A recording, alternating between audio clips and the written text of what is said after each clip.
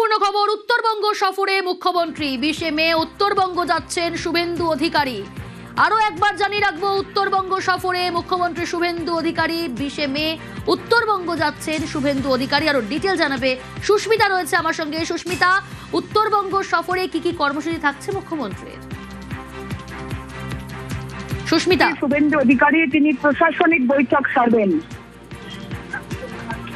এবং উত্তরবঙ্গ সফর মুখ্যমন্ত্রী হওয়ার পর শুভেন্দু অধিকারী আগামী 20 তারিখ বুধবার উত্তরবঙ্গ সফরে যাচ্ছেন এবং সেখানে গিয়েও তার প্রশাসনিক বৈঠক করারই কথা রয়েছে।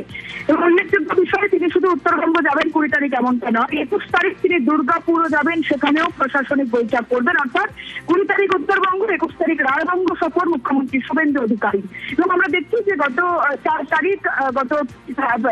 তারিখের পর 9 তারিখ শুভেন্দু অধিকারী মুখ্যমন্ত্রীর দায়িত্ব শপথ নেওয়ার পর আজ তার ডায়মন্ড হারবার অর্থাৎ দক্ষিণ 24 পরগনা জেলার প্রশাসনিক কর্তাদের সঙ্গে সেখানে তিনি এখন এই মুহূর্তে বৈঠক সারছেন। আগামী 20 তারিখ তিনি উত্তরবঙ্গ পৌঁছাবেন, সেখানেও প্রশাসন এবং পুলিশ কর্তাদের সঙ্গে, পুলিশ আধিকারিকদের সঙ্গে বৈঠক সারবেন।